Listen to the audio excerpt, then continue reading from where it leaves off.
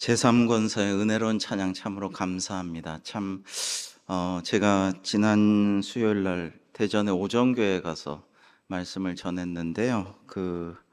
참 많이 오셔가지고 굉장히 은혜로운 반응을 이런 인터넷으로도 막 바로 끝나고 올려주고 다음 날에도 많이 오시고 청년과 젊은이들도 많이 오시고 굉장히 반응이 은혜롭고 참 좋았는데 근데 여전도의 헌신연합 예배였는데 제가 속으로 찬양은 우리 대관교회가 역시 훨씬 더 좋은데 이런 생각이 좀 많이 들었는데 그 위임 목사님께서 이렇게 힘찬 찬양을 우리 여전도연들 많이 모여서 찬양하셨는데 참 섬세하게 조심스럽게 하시네요 하면서 좀 더 힘차게 하셔도 되는데 그랬는데 그래도 은혜로웠지만은 역시 우리 교회 찬양이 참 특성이 참 은혜롭다, 감사하다 이런 생각을 하고 오늘도 삼여전도에 참 은혜로운 찬양 감사합니다. 오늘도 참 풍파많은 세상 속에서 주님께서 지켜주시고 하나님의 은혜가 충만한 이 시간, 기도의 시간, 말씀의 시간 되기를 주님의 이름으로 축복합니다.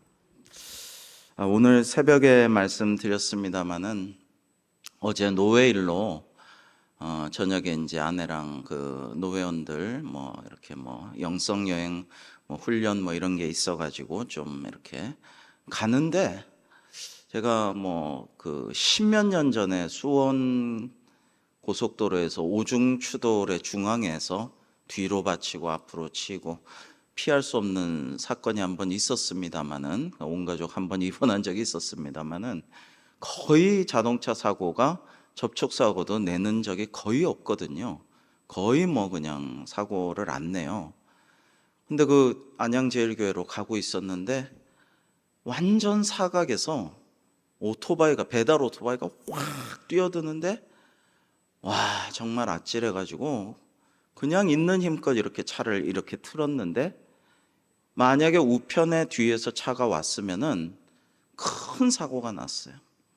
그리고 너무너무 잘 피했는데 만약에 그 오토바이를 치었으면은 진짜 어떻게 됐을까 이런 생각을 하면서 그러면서 놀란 가슴이 이제 안양제일교회 가서도 저와 아내가 진정이 잘 안 됐었지만은 그래도 감사하더라고요. 사고 안 나서 그 오토바이가 너무나 뛰어들었지만은 피할 수 있었고 또 그 피하는데 뒤에서 차가 왔으면 정말 큰일 났는데 뒤에도 마치 우측에 텅 비어 있어서 사고가 안 났어요. 이쪽은 막 막히는데 그래서 참 감사하다 그러면서 요즘에 사건 사고가 얼마나 많습니까? 두려운 일도 많고 사탄마귀의 공격도 많고 이런데 우리가 그냥 오늘도 이렇게 예배할 수 있음에 감사하구나.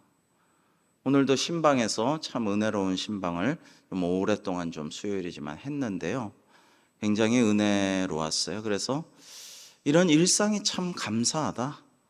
이렇게 감사하고 찬양하고 예배하고 여러분 하던 대로 수요 기도에 드리고 코로나 이전과 같이 그냥 성전에 와서 예배할 수 있고 기도할 수 있고 이게 참 감사한 거다라는 것을 다시 한번 깨달을 수가 있었습니다. 예전에 영성에는 9가지가 있다라는 책도 있었잖아요. 근데 기독교 영성에도 다양한 스펙트럼이 존재합니다. 이 스펙트럼이라는 게 빨주노초 파남보 이렇게 색이 있듯이 굉장히 이제 왼쪽에 있는 어떤 영성도 있고 굉장히 오른쪽에 있는 영성, 중앙에 있는 영성, 차가워 보이는 영성, 따뜻해 보이는 영성, 여러 가지 영성의 모습들이 있습니다.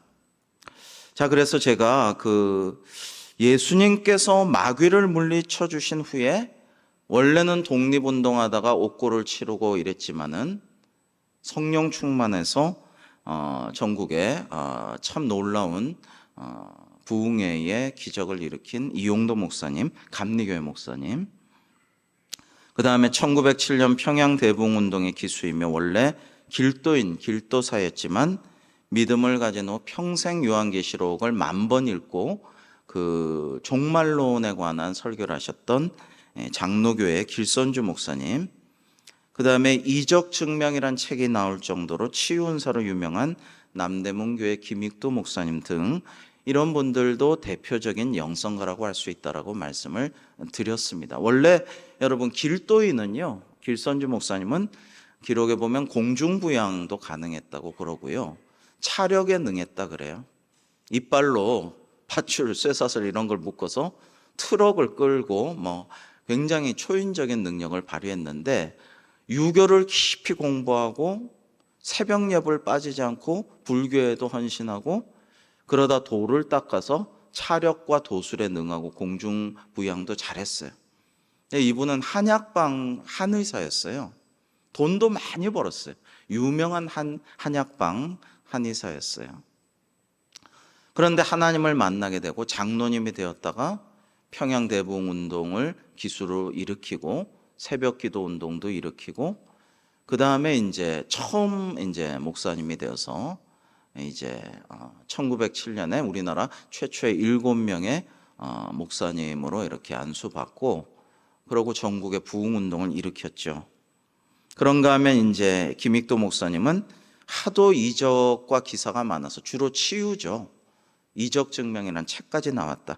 이런 분도 위대한 영성가이지만은요, 저는 유관순 열사 같은 분도 위대한 영성가라고 생각한다고 말씀드렸고, 사랑의 원자탄이라는 강력한 별칭으로 유명한 손영원 목사님도 우리가 틀림없이 한국교회 자랑스러운 영성가라고 할 수 있겠죠.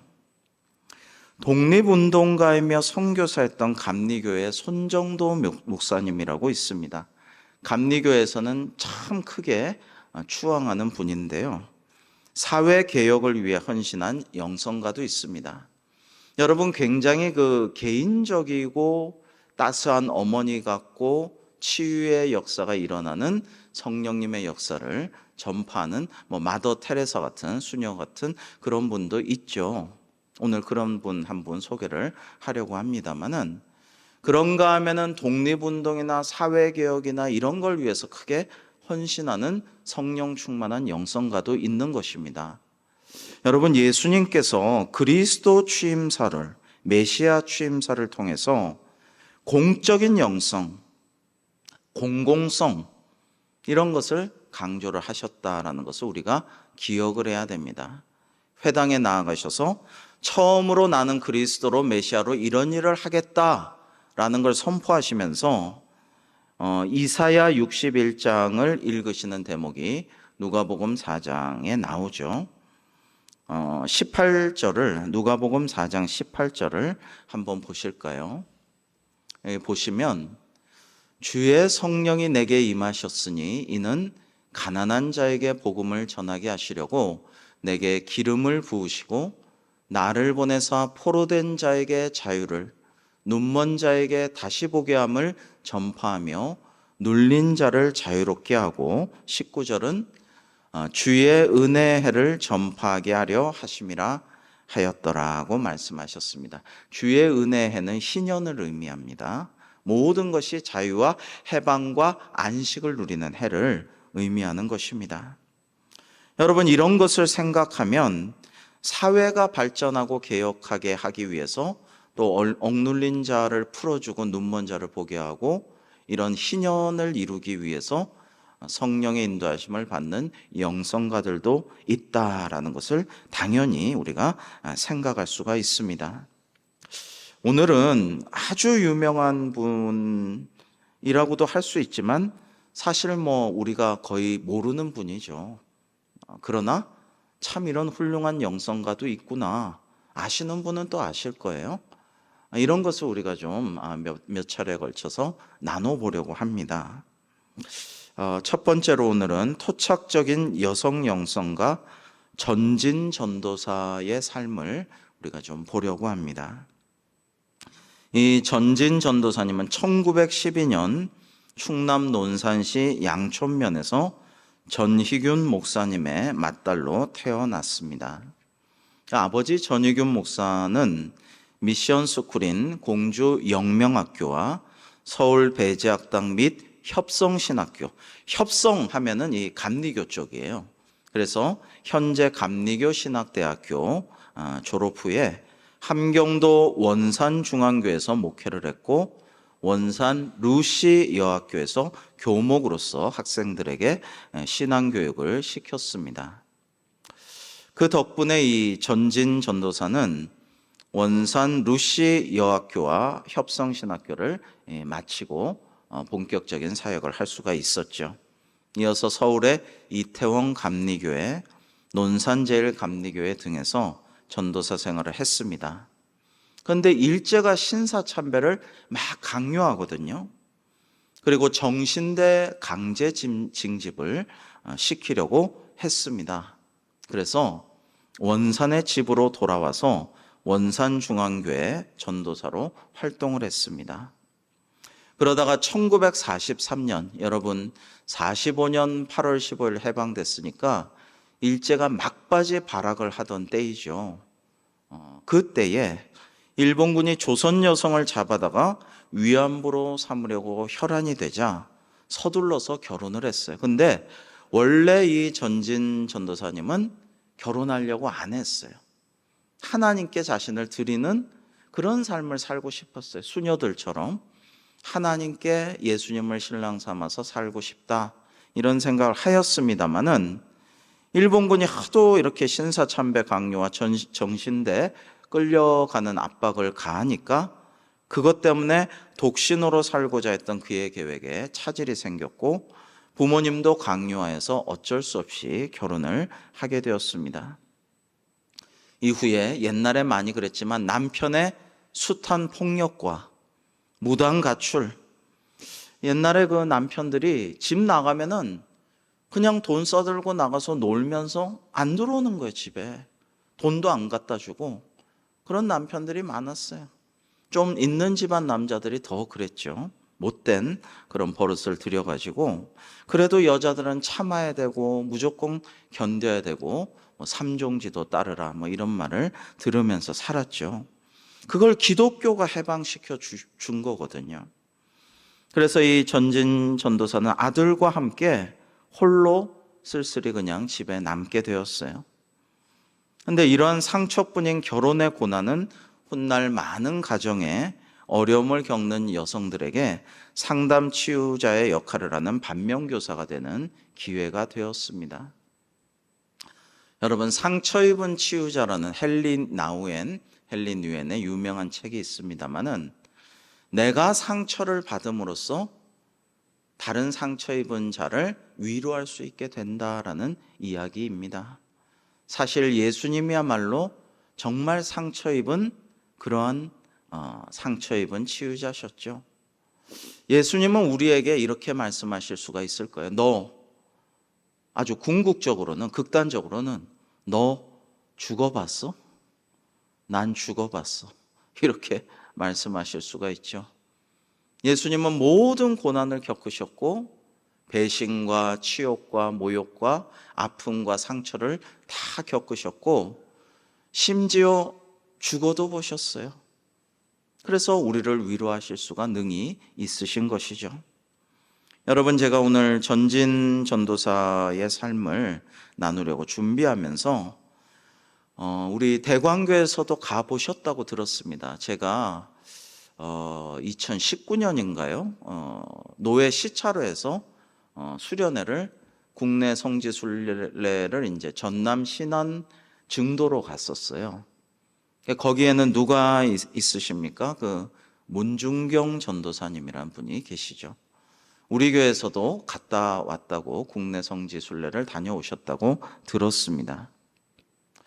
이 문중경 전도사님 역시 너무 예쁘고 너무 지혜롭고 너무 착하고 훌륭한 사람인데, 이 참하고 착하고 참 훌륭한 규수가 양반집에, 좋은 집에, 대갓집에 갔는데 남편이 그렇게 때리고 엉망진창의 생활을 하고 집 나가고 너무너무 괴롭히고 시댁에서도 괴롭히고 이러니까 참 견딜 수가 없는 고통을 심하게 당하게 되었죠.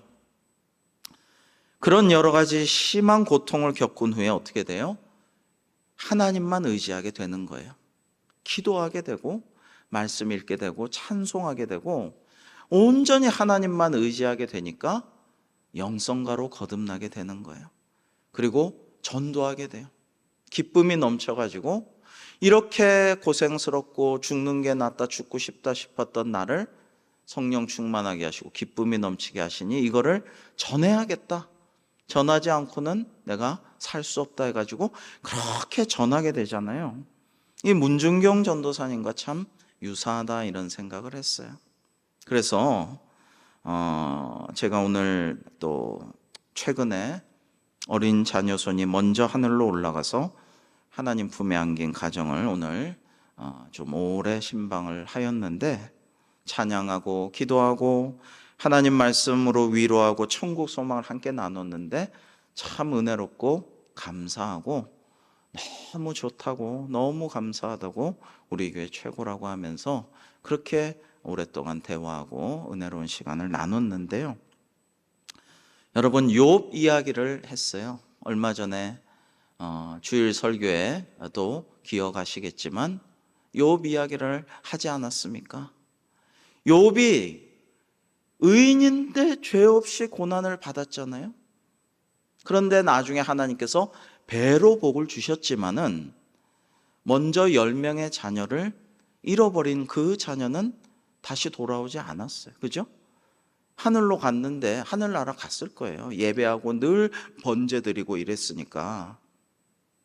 하늘나라로 갔지만 다시 올 수는 없었죠. 그건 어떻게 할 수가 없어요. 다시 10자녀 주셨지만, 재산도 배로 주셨지만 하늘나라 간 자녀는 어쩔 수 없어요. 우리가 인생의 때로는 어쩔 수 없는 그런 것들이 있어요. 하나님의 뜻이 뭔지 우리가 다 깨달을 수 없는, 왜 이렇게 하셨는지 모르는 것도 있어요. 그러나 그것은 그거대로 우리의 신앙으로 천국 소망, 다시 만날 소망을 가지고 극복해내고 우리는 또 우리의 삶을 살아야 해요.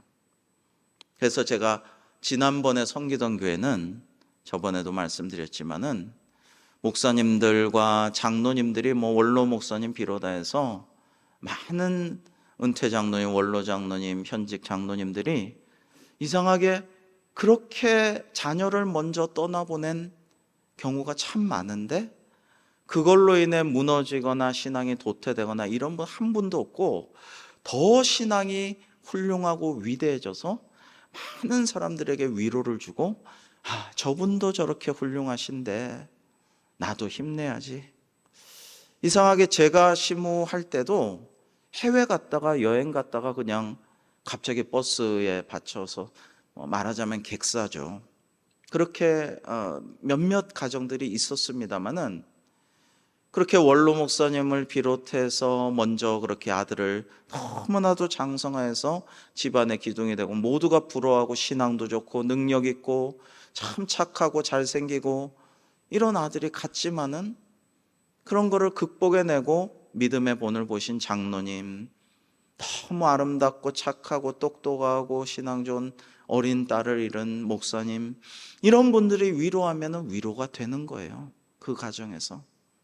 그런 얘기들을 나누고, 이제 제가 다음에 한번 말씀 나누겠습니다마는, 영국의 존 버년, 극심한 고난, 아내도 착하고 경건한 아내도 먼저 죽고, 자녀 중에 한 명은 성경에 나온 것처럼 날 때부터 소경이에요. 날 때부터 시각장애인이에요. 근데 아내는 먼저 갔어요.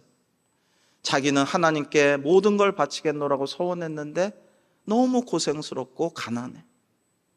음악을 좋아하는데 악기 하나 살 돈이 없어서 그냥 나무를 모으고 심지어 의자를 부셔가지고 바이올린을 깎아 만들어서 그걸 켜서 연주하고 그랬어요. 존 버년은.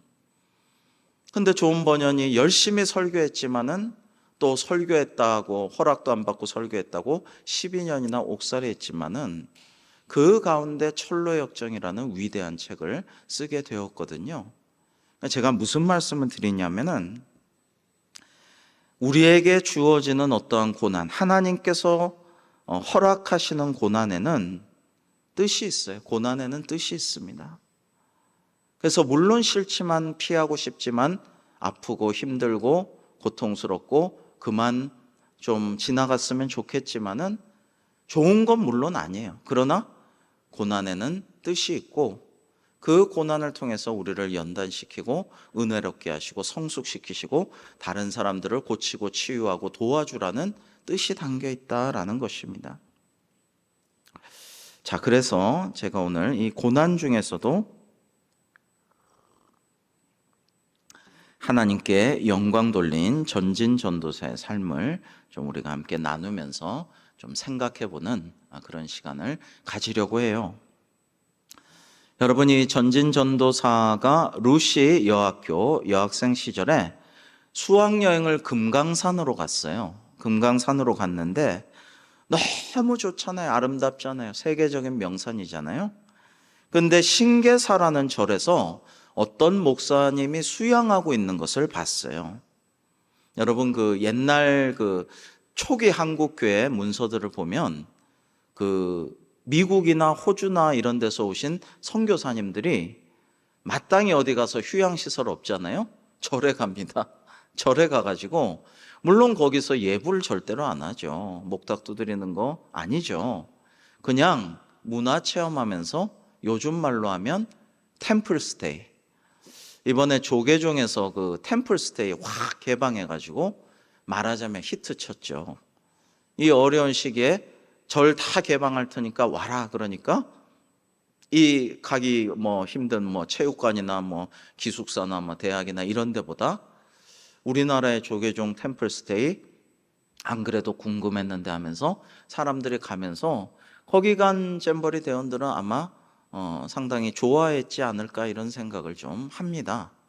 그래서 당연히 믿음 좋은 목숨 걸고 이 땅에 오신 선교사님들이지만 유명한 선교사님들도 그 산간에 있는 좋은 공기 좋고 물 좋은 절에 가서 쉬었어요. 휴양을 했어요. 했는데 물론 이제 그 동막교회나 저기 그 인사동의 승동교회 같은 또 서대문의 대형교회 같은 곳을 만든 창립하신 세뮤얼 무어 선교사님 같은 분은 아니 우상이 이렇게 많네 하고 가서 불상도 막 도끼로 찍고 이랬는데 그러면 중들이 얼마나 야 쉬러 온다고 해서 오게 해줬더니 불상을 찍어 도끼로 찍네 그러고 학을 떼죠. 그래 그런 영성도 있고 저런 영성도 있다라는 것입니다. 잘못됐다기보다 자 그런데 그 어떤 목사님이 그 금강산 신계사에서 수양하고 휴양하는 것을 보고 이 전진 전도사님이 이렇게 생각해요. 아니 이렇게 세계적인 명산 금강산에 기독교 수양관 하나도 없다는 게 말이 되느냐? 기독교 수양관이 있어야 된다. 기도원이 있어야 된다라는 생각을 합니다. 이게 이분이 그런 생각을 하는 거예요. 여기서 누군가가 산속에서 이렇게 좋은 명산에서 기도하면 얼마나 기도가 잘 되고 수도하면 수도가 잘 이루어질 것인가 이런 생각을 하면서 어린 학생 시절 때부터 그런 꿈을 꿔요. 내가 이런 걸 좀 했으면 좋겠다. 그래서 꿈이 이루어지죠. 기도원의 선구자로 한국을 일깨우는 영성가로서 잠든 영혼을 기도와 찬양으로 깨우려고 하는 그런 비전을 갖게 됩니다. 자, 그래서 전진 전도사의 영성을 이해하려면 기독교 대한수도원을 빼놓을 수가 없는데 한국 개신교 최초의 수도원이자 기도원 운동의 효시를 이룬 기독교 대한수도원이 1940년에 일제시대에 조선수도원으로서 설립이 되었습니다. 원장 전진 전도사는 한민족이 일제 강압 속에서 식민지로 고통받을 때 오직 예수만 바라보면서 세상의 멸시나 비난이나 핍박을 두려워하지 않고 구국운동, 애국운동, 그리고 목회자 양성에 온 힘을 기울인 한국 기독교 초기 영성가였습니다. 여러분, 한국 초대 기독교 영성운동의 거목 박경용 목사님과 또 유재원 목사님과 함께 이 일을 하여서 우리나라 최초의 기도원 운동과 후학들과 후대 목회자 양성과 후대 영성가 제자 훈련을 하는 일을 처음 시작했는데요. 제가 와서 우리 교회 이렇게 살펴보니까 위대한 신앙 유산이 정말 한국 교회사에 남는 위대한 신앙 유산을 가진 그런 가문들이 있으셔요. 근데 이제 우리 임창화 장로님, 이마춘 권사님, 또 우리 이명자 장로님, 그 가문에도 위대한 신앙의 선배, 순교자, 그런 귀한 신앙의 유산이 있는데, 제가 잠깐 언급했더니 아유 목사님이 이제 우리 선조 언급 안 하셨으면 좋겠어요, 이렇게 얘기를 해서 이제 안 하고 있습니다만은, 또 계셔요. 지금 말씀드리는 유재훈 목사님입니다. 유재훈 목사님은 어떤 분이냐면요, 호가 화단이에요. 화단인데 불의 제단이란 뜻입니다. 불의 제단. 이사야가 내 입술이 정한데 하나님을 뵀으니까 나는 죽는구나 라고 생각했는데, 천사 중에 스랍이 불의 제단에 거룩한 성화를 달궈진 숯을 가지고 와서 입술을 탁 대니까 입술이 정해져서 하나님의 사역을 하고 말씀을 선포했잖아요.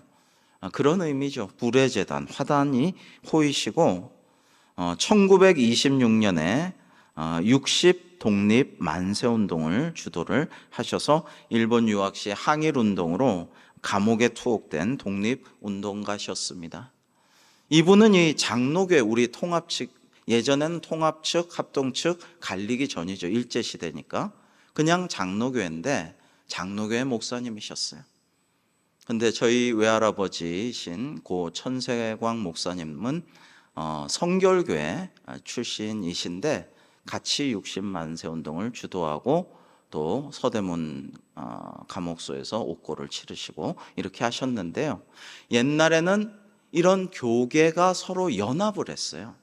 지금 이 전진 전도사님과 함께 수도원 운동도 같이 하셨다고 했잖아요. 그런데 전진 전도사님은 감리교회 전도사님인 거예요.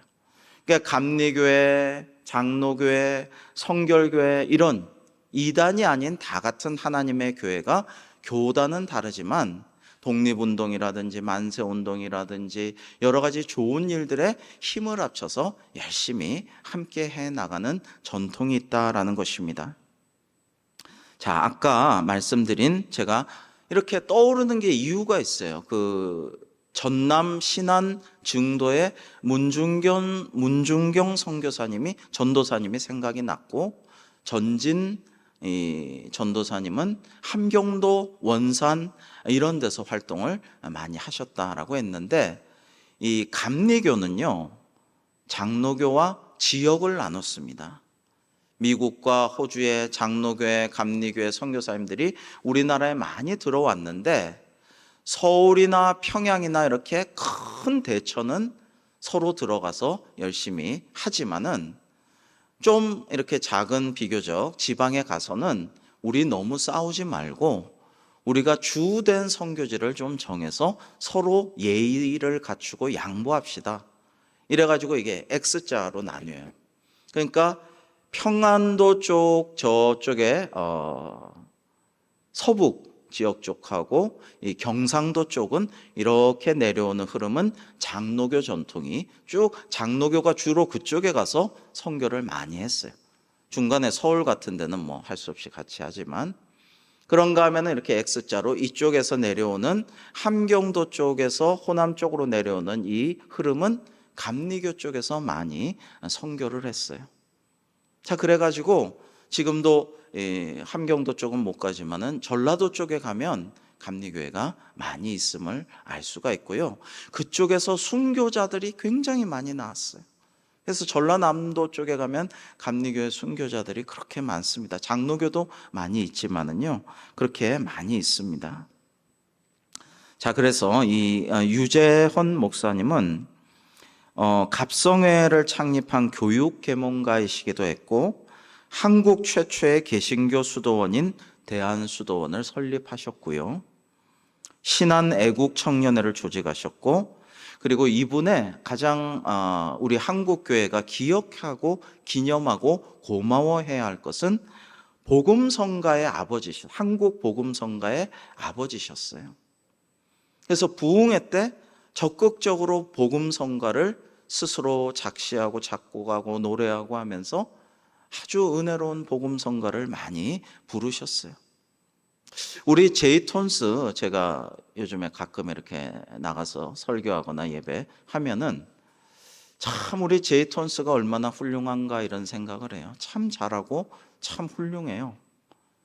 근데 이런 복음성가 위주로 부르는 것이 부흥회에서 시작한 전통이 유재원 목사님, 전진 전도사님, 박경영 목사님 이런 분들 통해서 된 것이죠. 그리고 우리 이명자 장로님, 임창화 장로님, 우리 이마춘 권사님 선조와 마찬가지로 6.25 때 순교자로 별세하셨어요. 훌륭한 인재가 있으면은 북한 공산군, 인민군들은 잡아가려고 해요. 뭐 써먹을 일이 있을 거다. 끌고 가요.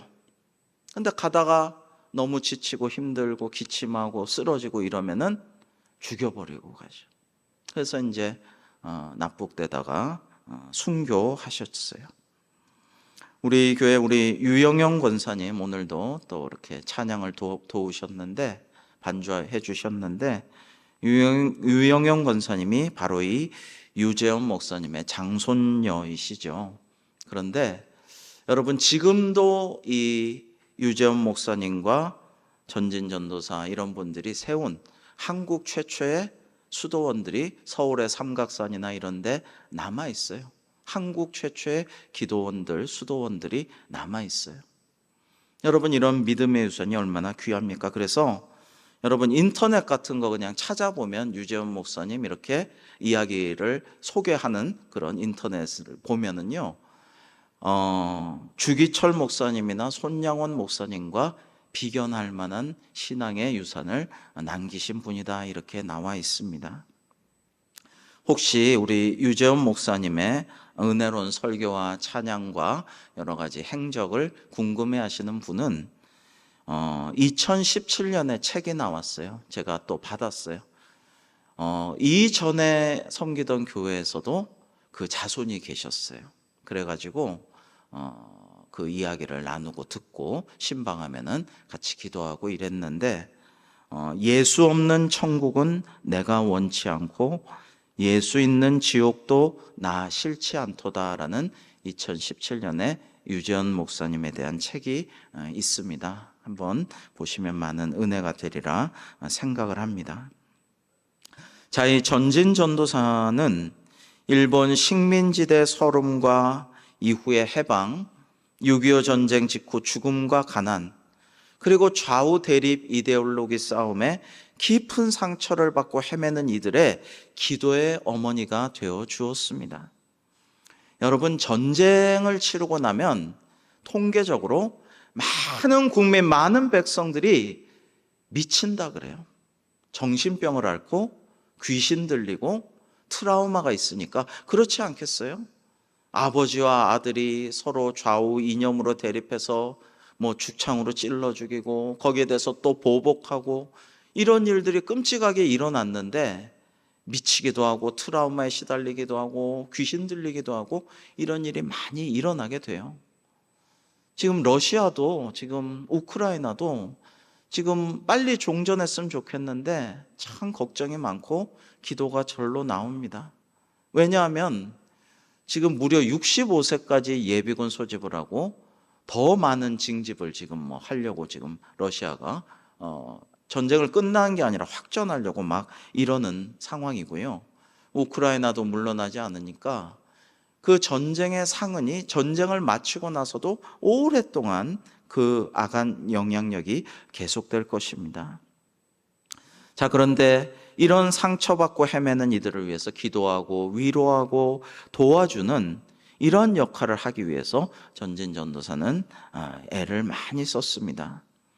그래서 제자 양육에도 힘을 쓴 거죠. 그래서 한국 기독교의 네로라는 중진 목회자들이 이 전진 전도사님으로부터 중보기도와 신앙훈련 제자 양육을 받았고 약 700명의 목회자를 배출할 만큼 리더십과 영적 은사가 뜨겁고 강렬했습니다. 여러분 안찰이라는 말을 들어보셨어요? 안찰이라는 말이 있습니다. 요즘에는 잘 쓰지 않는 말이에요. 예전처럼 기도원 가고 안찰, 안수 이런 걸 잘 하지 않기 때문에 그렇습니다만은 기록된 자료에 의하면 1953년 서울에서 온 정신병 환자를 전진전도사가 만나고 불쌍한 마음이 들었어요. 여러분, 예수기도 제가 강조 많이 하잖아요. 하나님이 나를 불쌍히 여기시면 끝난 거예요. 그러면 되는 거예요. 그러니까 예수님이시여 나를, 죄인된 나를 불쌍히 여기소서, 이 예수기도가 중요한 거거든요. 근데 김익도 목사님도 그냥 부흥회하러 전국을 다니다가 불쌍한 사람 보면은 간절히 그냥 기도하면은 기적이 일어나는 거예요. 기록에 의하면 다리 길이가 다른데 그게 참 저는 좀 궁금해요. 뭐 언청이는 요즘 수술로 잘 되지만 뭐 눈먼자도 뜨고 성경에도 있지만 다리 길이가 짧은 사람이 한쪽 다리 짧은 게 길어져서 길이가 맞춰지는 그런 일도 이제 일어나고 그러는데, 그 불쌍히 여기는 마음이 참 중요한데 정신병 환자 너무 불쌍한 마음이 들어서 여러 날 동안 자기 무릎에 뉘어놓고 계속 안수하고 자기도 회개하고 회개하라고 하고 찬양하고 기도하고 계속 했는데, 갑자기 어느 날 자기도 모르게 자신의 손이 그 환자의 머리 위로 이렇게 올라가더니 그 환자의 목을 가볍게 때리기 시작했다는 거예요. 근데 가볍게 때리기 시작했는데 그 때린 부위에서 무언가 시꺼멓게 살갗으로 뭔가가 검은 기운이, 그런 색깔이 있는 것이 이렇게 배어나오고 올라오기 시작했다. 그러더니 이제 그 정신병 환자가 나았다라는 것입니다. 이게 이제 한국교회 안찰 기도의 출발입니다. 여러분도 가끔 그런 경험이 있으실 거예요. 안수기도 하고 누군가 환자 잡고 간절히 붙잡고 좀 기도하고 짧은 순간이나마 이렇게 하면은 그 환자가 좀 좋아지고 호전되고 나는 이렇게 아픈 것이 올라오기도 하고 이런 때가 가끔은 있습니다. 그런데 이 안찰이라는 것을 좋아서 한 게 아니에요. 이거 안찰이 효과가 있어서 안찰을 많이 하면서 이 안찰이 뭐 말도 많고 탈도 많았다라는 거예요. 그래서 전진전도사님은 멈추고 이거 안찰 이거 안 하고 싶다. 근데 처음에도 그렇고 하고 싶어서 한 게 아니야. 자기도 모르게 손이 올라가서 아픈 부위를 가볍게 쳤는데 이게 그렇게 된 거예요. 나중에 기도원에서 뭐 정신병 환자, 귀신 들린 환자 고친다고 뭐 두들겨 패고 뭐 심하게 안찰해서 때려가지고 죽고, 이렇게 뭔가 쇼를 하고 뭔가 인위적으로 하는 그런 거는 안 되는 거예요. 그게 아니고 자기도 모르게 성령님의 이끄시는 마음으로 하게 되는, 그래서 그만하고 싶었지만은 하나님께서 말씀하시면서 하라고 하셨기에 멈출 수가 없었다라고 회고록에 기록하고 있습니다. 그 다음에 성령 충음을 출발시키신 분이에요. 1965년 5월에 기독교 대한수도원 이사회에서 평생 원장에 선임이 되자 주로 서울 중구의 회연동, 명동 그쪽에 머물면서 가정재단운동, 기도운동을 확산을 시켰습니다. 사실 제일 중요한 건 가정이죠. 가정에 은혜롭고 평화가 임하고 그럴 때 역사가 일어나죠. 주 예수를 믿으라, 그리하면 너와 내 가정이 구원을 받으리라. 이게 중요한 건 아니겠어요? 가정재단 운동을 열심히 하고 기도 운동을 확산시켰는데, 또 이해 여름에 65년 여름에 성령님의 감동과 인도하심으로 성령춤을 시작을 하였다라고 합니다. 그래서 그해 8월 광복절 집회부터 본격화돼서 고유의 성령운동의 하나로 우리 한국교회에 정착되어서 정기 집회, 각종 집회 모임 등에 진행되어 현재까지 유지가 되고 있습니다. 여러분, 감리교회는 굉장히 특이한 교회입니다. 영국에는 성공회라는 그 국교회가 있어요. 개혁교회지만 헨리 8세가 만든 개혁교회, 개신교회지만 나라가 주도하는 거예요. 근데 감리교회는 요한 웨슬레 형제가 성령 충만하여서, 루터가 원래 카톨릭을 떠나고 싶지 않고 개혁하려고 했지만은 축출당해서 개신교회를 만들었듯이 그냥 국교의 그 목사로서 전도하고 이렇게 나갔는데 그냥 간섭하고 설교가 너무 이상하다, 너무 뜨겁고 열정적이고 좀, 그리고 너는 네 교구가 있는데 왜 그렇게 돌아다니니?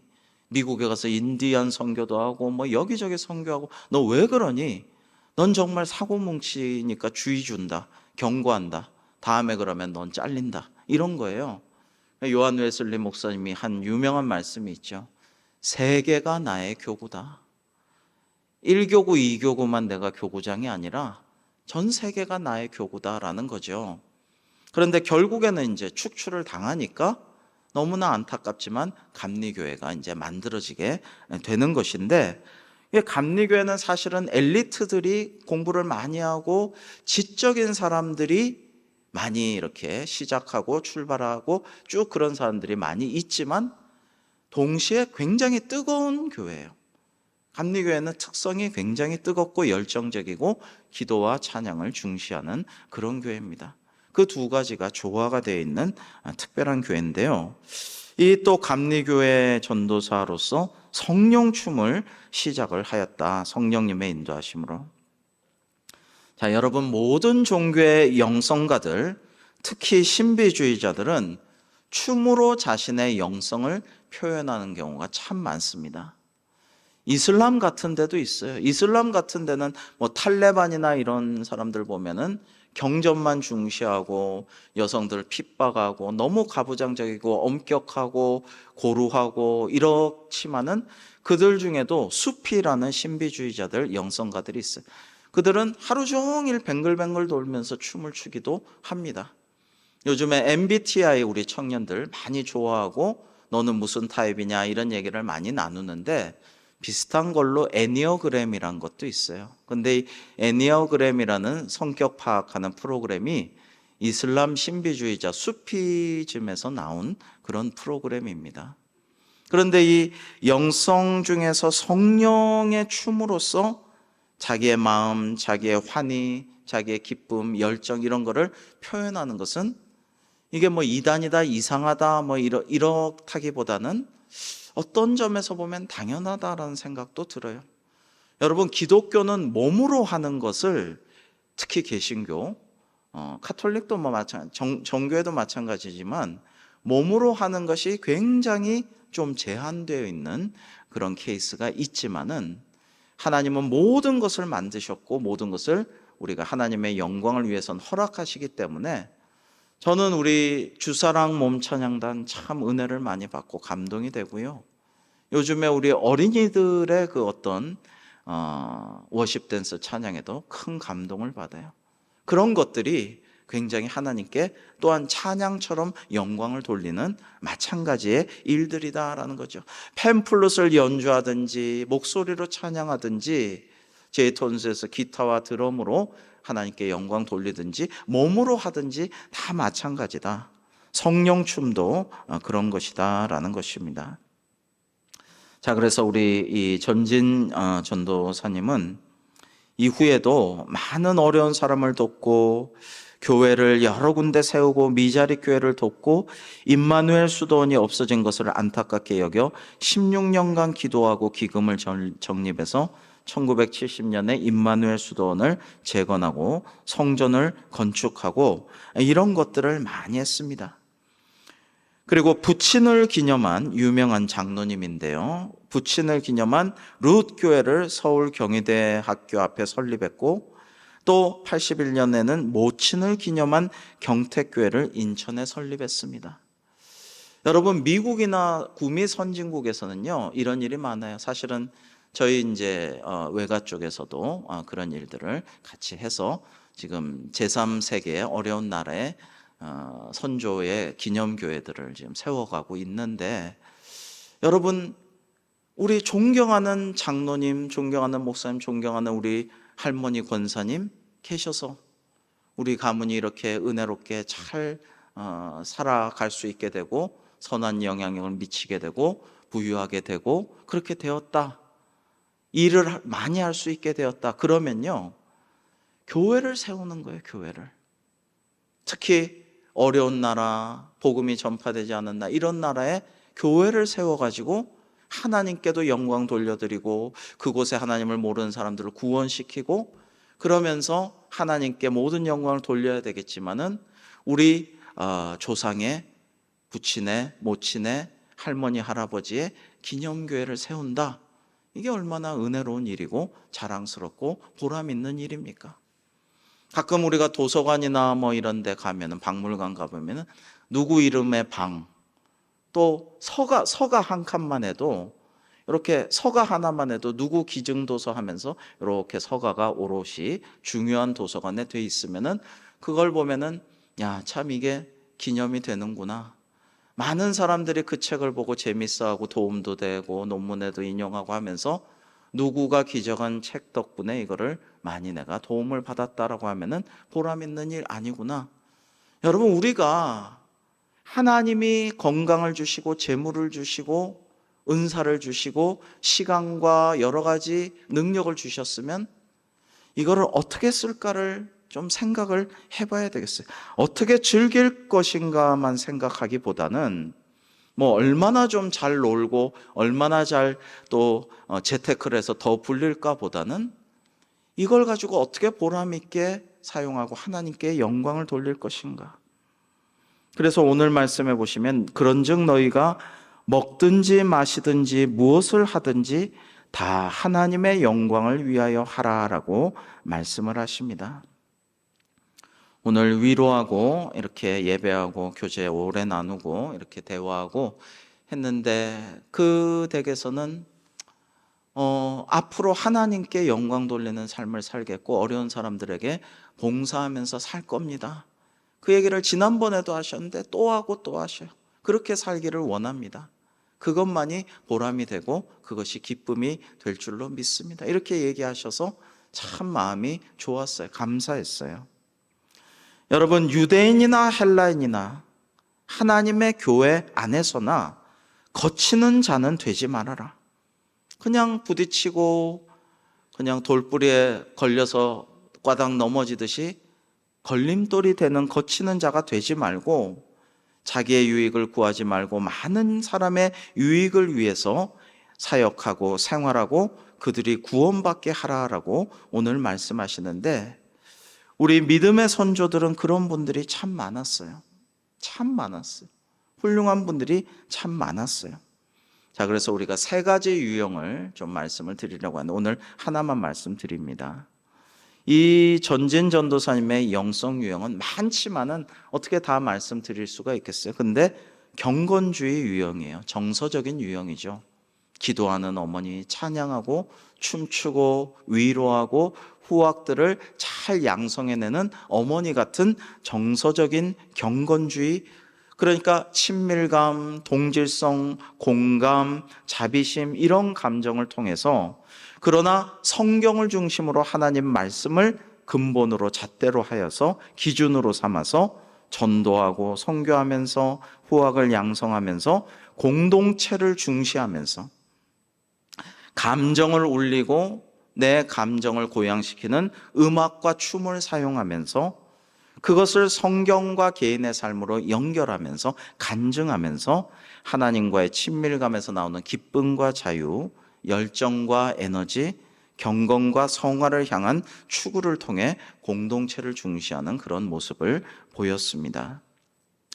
자, 아까 우리가 유재원 목사님, 또 우리 임창화 장로님의 선조, 또 여러분들을 생각하면은요, 사실은 한국 교회는, 한국 사회는 뛰어나고 탁월하고 헌신적이고 영적 인물들이 너무 많은데 돌아보면 우리는 그분들을 기념하고 기억하고 본받으려는 노력을 너무 적게 하는 게 아닌가, 이런 반성도 해봅니다.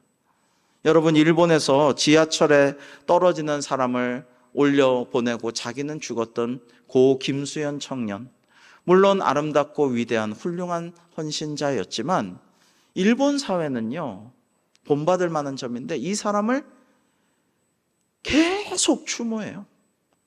일본 총리, 수상, 장관, 국회의원, 부자들, 기업가들, 수많은 사람들이 바쁘고 여러 가지 할 일 많아도 찾아가서 매년 참배하고 고맙다고 하고 수많은 사람들이 일반 대중 평민들 그냥 가서 그렇게 가서 묵도하고 그렇게 감사해요. 여러분, 그런데 우리나라 성웅, 거룩한 영웅 이순신 장군도 진짜 그 진가와 역사를 발굴한 것도 사실은 일본 사람들이 하도 군신으로 추앙하니까 우리가 발굴하기 시작했죠. 우리는 위대한 사람들은 많은데, 훌륭한 사람들은 많은데 너무 후대에서 기억하지 않고 잘 본받으려고 하지 않고 그것을 잘 전하려고 하는 노력이 너무 부족하다, 이런 생각을 해요. 한국교회 위기 중에 하나는 그런 것이 아닐까.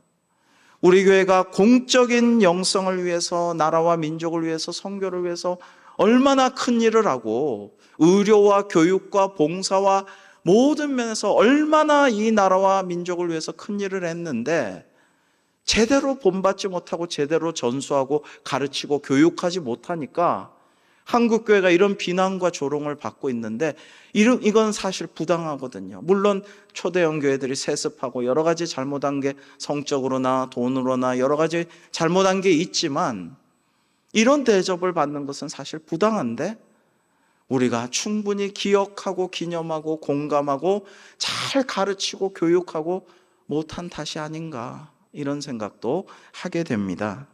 너무 몰라요. 제가 예전에 설교에서 안창호 선생에 대한 이야기를 좀 했는데, 어떤 분이 안창호 선생 얘기 왜 하냐고 설교 시간에, 그래서 너무나 존경스럽고 위대한 기독교인입니다, 그래서 했습니다. 그랬더니 그래요? 그분이 기독교인이에요? 그래서 좀 깜짝 놀란 적이 있어요. 그건 좀 알아야 됩니다. 그런 훌륭한, 너무나 위대한 성자거든요. 안창호 선생은, 도산 안창호 선생은 간디를 능가하는 위대한 성인이고 기독교인입니다. 기독교인으로서 우리가 본받을 사표입니다. 근데 너무 모른단 말이에요. 우리가 알아야 되고요, 가르쳐야 돼요, 전수해야 돼요, 본받아야 돼요.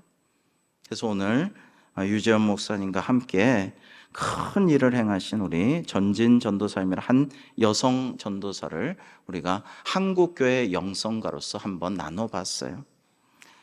다음 시간에는 우리 유명한 대천덕 신부, 예수원의 대천덕 신부에 대해서 말씀을 좀, 서양인이지만 나누려고 하는데, 한 가지만 말씀드리고 말씀을 마치는데요. 우리나라 최초의 장로교 선교사로 오신 언더우드 가문은 한국을 너무나 사랑했어요. 그래서 원두라고 했죠, 언더우드의 한국 이름을. 그래서 누가 본이 어디요? 그러면 나는 신촌 원시요, 신촌 원가요 라고 할 정도로 그렇게 신촌과 연세대학과 한국을 너무 사랑했어요. 그런데 모든 그 책들과 자료와 책도 많이, 한국의 수많은 거북선에 대해서라든지 수많은 책도 많이 쓰셨거든요, 자손 대대로. 그런 것들을 다 연세대학에 기증을 했는데 연세대학교에서 너무나 관리를 소홀히 한 거예요. 너무나 홀대하고 관리를 소홀히 했어요. 그래서 이래서는 안 되겠다 해서 이제 뜻있는 저희 은사와 제 후배 박사들이 힘껏 노력해서 언더우드 선교사 옛 사택에 작은 언더우드 기념관을 마련했습니다. 제가 그 이전 교회들을 섬길 때는 꼭 그리로 한 번씩 제가 제자 훈련하거나 여전도회나 이런 권사회나 이런 분들 인도해 가지고, 연대 다니는 사람들도 몰라요. 저 구석에 숲속에 있으니까 가가지고 그 의나 그 안에 있는 것들을 설명을 해주고 기도하고 이러면 참 은혜가 되고 재미도 있어요.